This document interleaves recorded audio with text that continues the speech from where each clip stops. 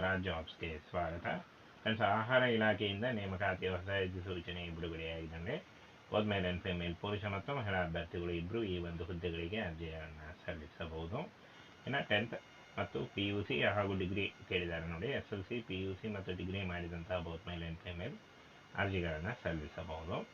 ಮೊದಲಿಗೆ ನೋಡಿ, details of post ಅಂತ ಕೊಟ್ಟಿದ್ದಾರೆ. ಮೊದಲಿಗೆ ಫುಡ್ ಇನ್ಸ್ಪೆಕ್ಟರ್ ಹಾಗೂ ಅಸಿಸ್ಟೆಂಟ್ ಗ್ರೇಡ್ 1 ಮತ್ತು grade 2, grade 3, assistant grade 1, grade 2, grade 3 ಹುದ್ದೆಗಳಿದ್ದಾವೆ.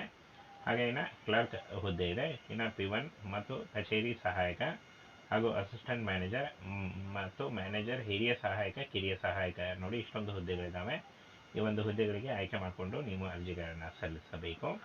Food inspector ಹುದ್ದೆಗಳಿಗೆ PUC ಮತ್ತು ಡಿಗ್ರಿ ಕೇಳಿದ್ದಾರೆ. ಅಸಿಸ್ಟೆಂಟ್ ಸಹಾಯಕ ಗ್ರೇಡ್ 1, 2, 3 ಈ ಒಂದು ಹುದ್ದೆಗಳಿಗೆ ಡಿಗ್ರಿ ಕೇಳಿದ್ದಾರೆ ನೋಡಿ. ಇನ್ನು ಕ್ಲರ್ಕ್ ಹುದ್ದೆಗಳಿಗೆ ಅರ್ಜಿ ಸಲ್ಲಿಸುವಂಥ ಅಭ್ಯರ್ಥಿಗಳಿಗೆ ಡಿಗ್ರಿ ಕೇಳಿದ್ದಾರೆ. ಹಾಗೆ P1 ಹುದ್ದೆಗಳಿಗೆ ನೀವು SLC ಆದವರು ಅರ್ಜಿಗಳನ್ನು ಸಲ್ಲಿಸಬಹುದು. ಕಚೇರಿ ಸಹಾಯಕ ಕೂಡ SLC ಕೇಳಿದ್ದಾರೆ.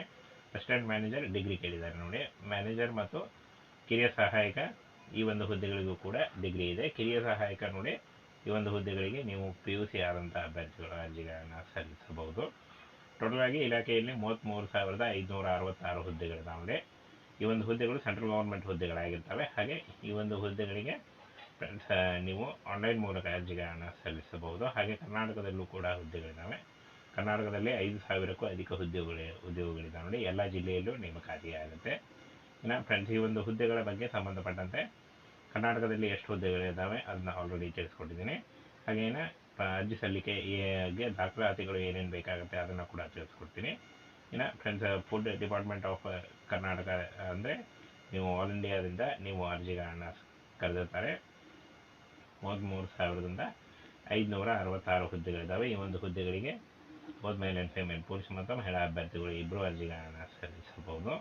ಇನ್ನು ಸ್ಯಾಲ್ರಿ ನೋಡಿ, ಪರ್ ಮಂತ್ 21,000ದಿಂದ 1,21,000ವರೆಗೂ ನೀವು ಈ ಒಂದು ಹುದ್ದೆಗಳಿಗೆ ಆಯ್ಕೆ ಆದಂಥ ಅಭ್ಯರ್ಥಿಗಳಿಗೆ ಸ್ಯಾಲ್ರಿ ಇರುತ್ತೆ.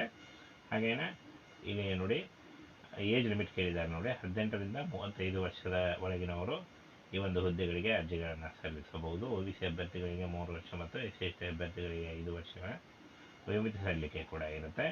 ಇನ್ನು ಸೆಲೆಕ್ಷನ್ ಪ್ರಾಸೆಸ್ಸು ಲಿಖಿತ ಪರೀಕ್ಷೆ ಇರುತ್ತೆ, ಮುಖ್ಯ ಪರೀಕ್ಷೆ ಇರುತ್ತೆ, ಹಾಗೂ ಸಂದರ್ಶನ ಮತ್ತು ದಾಖಲೆ ಪರಿಶೀಲನೆ ಮಾಡಿ ನಿಮಗೆ ಆಯ್ಕೆಯನ್ನು ಮಾಡಿಕೊಡಲಾಗುತ್ತೆ ಅಂತ ಹೇಳಿದ್ದಾರೆ ನೋಡಿ. ಇನ್ನು ಫ್ರೆಂಡ್ಸ್, ಈ ಒಂದು ಹುದ್ದೆಗಳಿಗೆ SLC, PUC, diploma, BSc, BTech ಆದಂಥ ಅಭ್ಯರ್ಥಿಗಳು ಕೂಡ ಅರ್ಜಿಗಳನ್ನು ಸಲ್ಲಿಸಬಹುದು. ಈ ಒಂದು ಹುದ್ದೆಗಳಿಗೆ ಯಾವುದೇ ರೀತಿಯ ಒಂದು ಅಪ್ಲಿಕೇಶನ್ ಫೀ ಇರಲ್ಲ ನೋಡಿ. ಫ್ರೀಯಾಗಿ ನೀವು ಅರ್ಜಿಗಳನ್ನು ಸಲ್ಲಿಸಬಹುದು. ಕೆಲವೇ ದಿನಗಳಲ್ಲಿ ಈ ಒಂದು ಹುದ್ದೆಗಳಿಗೆ ಅರ್ಜಿ ಸಲ್ಲಿಕೆ ಶುರುವಾಗುತ್ತೆ ನೋಡಿ. ಏನು ಆನ್ಲೈನ್ ಅಪ್ಲಿಕೇಶನ್ ಬಿಡುಗಡೆ ಆಗುತ್ತೆ. ಇನ್ನು ಈ ಒಂದು ಹುದ್ದೆಗಳಿಗೆ ಏನು ಒಂದು ದಾಖಲೆಗಳು ಬೇಕಾಗುತ್ತೆ ಅಂತ ಹೇಳಿದ್ದಾರೆ. ಭಾವಚಿತ್ರ ಬೇಕಾಗುತ್ತೆ ನೋಡಿ, ಅಂದರೆ ಒಂದು ಫೋಟೋ ಮತ್ತು ಸಿಗ್ನೇಚರ್ ಬೇಕಾಗುತ್ತೆ. ಆದಾಯ ಪ್ರಮಾಣ ಪತ್ರ ಅಥವಾ ಜಾತಿ ಪ್ರಮಾಣ ಪತ್ರ, ಶೈಕ್ಷಣಿಕ ಅಂಕಪಟ್ಟಿಗಳು, ಹಾಗೇನೆ ಕಡ್ಡಾಯವಾಗಿ ಆಧಾರ್ ಕಾರ್ಡ್ ಬೇಕು ಅಂತ ಹೇಳಿದ್ದಾರೆ. SLC ಅಂಕಪಟ್ಟಿ ಬೇಕಾಗುತ್ತೆ ಅಥವಾ ದ್ವಿತೀಯ ಅಂಕಪಟ್ಟಿ, ಡಿಪ್ಲೊಮಾ ಅಂಕಪಟ್ಟಿ, ಇನ್ನು ಪದವಿ ಅಂಕಪಟ್ಟಿ ಯಾವುದಾದ್ರೂ ಇದ್ದರೂ ನೀವು ಬೇಕಾಗುತ್ತೆ. ಇನ್ನು ಅನುಭವ ಪ್ರಮಾಣ ಪತ್ರ ಇದ್ದಲ್ಲಿ ಅಂತ ಹೇಳಿದ್ದಾರೆ. ಕಡ್ಡಾಯವಲ್ಲ ಅಂತ ಹೇಳಿದ್ದಾರೆ. ಇದ್ದರೆ ಮಾತ್ರ ನೀವು ಈ ಒಂದು ದಾಖಲೆಗಳನ್ನು ತೆಗೆದುಕೊಂಡು ಆನ್ಲೈನ್ ಮೂಲಕ ಅರ್ಜಿಗಳನ್ನು ಸಲ್ಲಿಸಬಹುದು.